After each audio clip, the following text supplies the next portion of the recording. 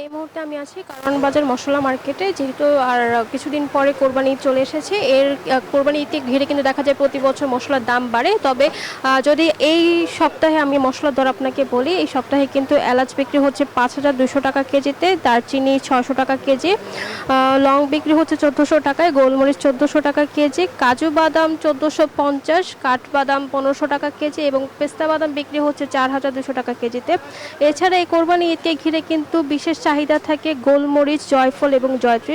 গোলমরিচ বিক্রি হচ্ছে 1,800 টাকা কেজি এবং জয়ফল বিক্রি হচ্ছে 1,400 টাকা কেজি এবং জয়ত্রী বিক্রি হচ্ছে 3,200 টাকা কেজিতে। সব কিছু মিলে আসলে বিক্রেতারা বলছেন যে গত 1.5 মাস আগে যখন এক ধাকে মশলার দাম প্রায় অনেকটাই বেড়েছিল, সেই তখন থেকে এখন পর্যন্ত প্রায় স্থিতিশীল রয়েছে। তবে এই দাম কোরবানি ঈদকে ঘিরে কিন্তু আরও বাড়তে পারে। তারা বলছেন যে আসলে চাহিদার উপর নির্ভর করে এবং সরবরাহের উপর নির্ভর করে আসলে এই দাম বাড়তে পারে। তো এই ছিল এই মশলা বাজার থেকে আমার কাছে সর্বশেষ তথ্য। এবং এখন চট্টগ্রামের বাজার দর জানতে আমরা চলে যাব সহকর্মী নয়ন বড়ুয়া জয়ের কাছে। তিনি জানাবেন সেখানকার বাজার পরিস্থিতি।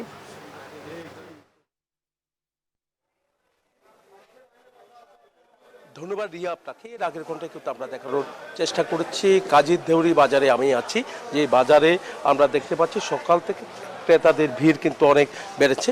তো দেখতে পাচ্ছি সবজি খুব সুন্দর করে সাজিয়ে রাখা হয়েছে, যেহেতু আজকেই ছুটির দিন, যারা ক্রেতা তারা ছুটি এসেছেন।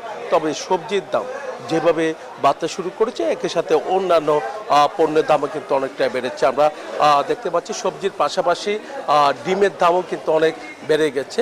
ডিমের ডজন এখন বিক্রি করা হচ্ছে 150 টাকা করে ডজন প্রতি বিক্রি করছে, যেখানে ডিম 120 টাকা ডজনে বিক্রি করছে, 110 টাকা ডজনে বিক্রি করছে। তো ঈদুল আজহাকে ঘিরে কিন্তু সব ধরনের পণ্যের দাম আবার বাড়তে শুরু করায় যারা ক্রেতা তারা কিন্তু হতাশের কথা আমাদেরকে জানিয়েছেন। মাছ মাংসের বাজারে যেমনটা আমরা দেখেছি অনেক ঊর্ধ্বগতি, তেমনিভাবে সবজির বাজারে ডিমের পাশাপাশি সবজির বাজারও কিন্তু আমরা দেখতে পাচ্ছি অনেক বেড়ে গেছে। যারা ক্রেতা তারা বলছেন বাজার মনিটরিং নিয়মিত করা দরকার। ভোক্তা অধিকার সংরক্ষণ অধিদপ্তর এমনকি জেলা প্রশাসনের ম্যাজিস্ট্রেট যারা আছে তারা কিন্তু বাজার মনিটরিং শুরু করেছে। তো কিছুদিনের মধ্যে কিন্তু আসলে অন্তত ঈদুল আজহায় যা যা প্রয়োজনীয় পণ্য রয়েছে এইসব পণ্যের দাম কিছুটা হলেও স্থিতিশীল হবে বলে তারা মনে করছেন। এই ছিল আমার এখানকার সর্বশেষ। ফিরে যাচ্ছে স্টুডিওতে অঙ্কুরের কাছে। জয় এবং রিয়া, আপনাদেরকে ধন্যবাদ। ঈদ লাগছে মনে, খুশির জোয়ার সবখানে, আর ঈদ লাগছে মনে, বিকাশ পেমেন্ট সবখানে।